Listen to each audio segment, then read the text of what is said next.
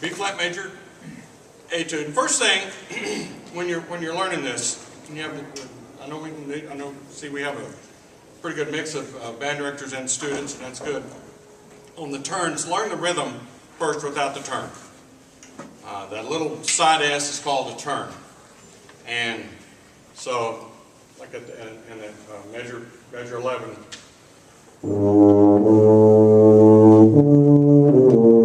Just learn it without the turn. The turn is going to come on the end of 2. So you're going to want to count and subdivide 1 and 2, da da da da dee, to get to the next beat.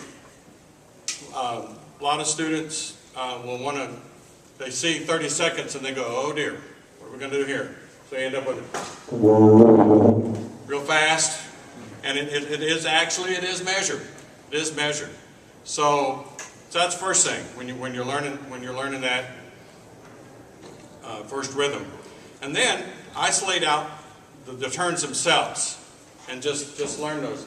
Of course, the first 2, as you look down at the bottom, first 2 are written out for you. So it's pretty easy just to sit there and see how that works. The second one there, I'll measure. I picked up music, but what is that? 10, 9, 10, 11, 12, 13. Measure 13. That one's a little harder to play, coming off the D.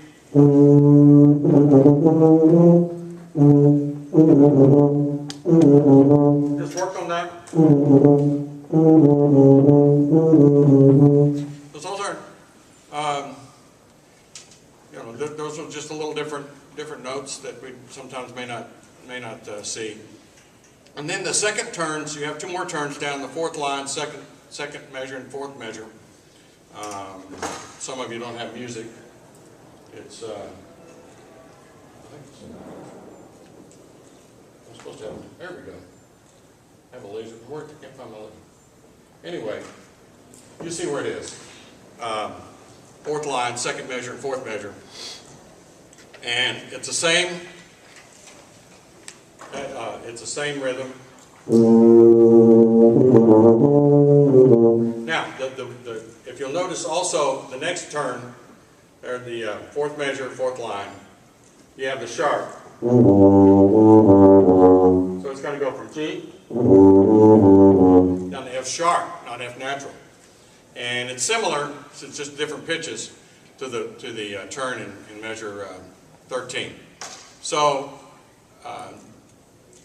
if it confuses you, I think it'd be fine for you to write those out, and that should make that a little easier to learn. Also, the poco accelerando, initially just play that in time.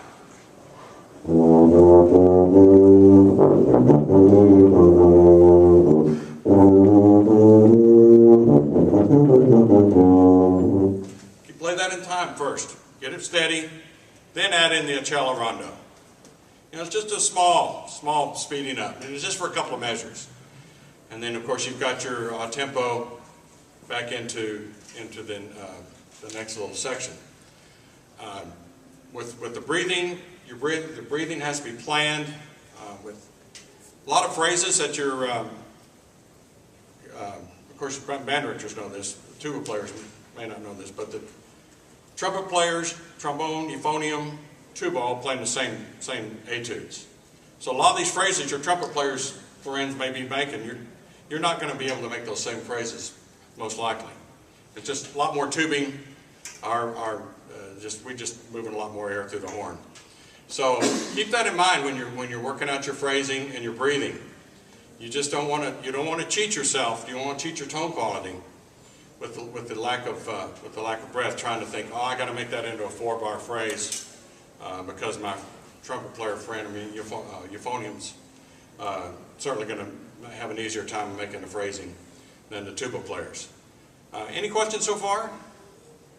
Just want to stop real quick and ask. Also, I mentioned rubato. It's rubato, maybe where you're slightly moving forward through a phrase or slowing off. I can encourage you to try to look at that. It's a little more interesting musically let's say, I'm going to take the second ending going into the next section.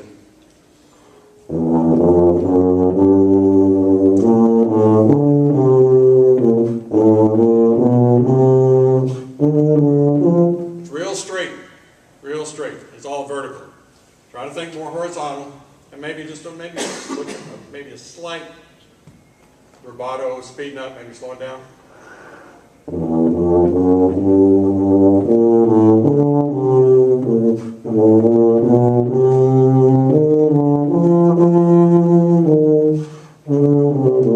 So, see that? A lot more interesting. So, you got to be thinking across the page, thinking horizontally, as I like to say. Okay, let's go ahead, and the next one is the one that's really, truly a challenge. E flat minor. It's a trumpet etude, and this is just not a real friendly etude for the tuba player. Let's put it that way, for starters. But it's a real opportunity. Oh,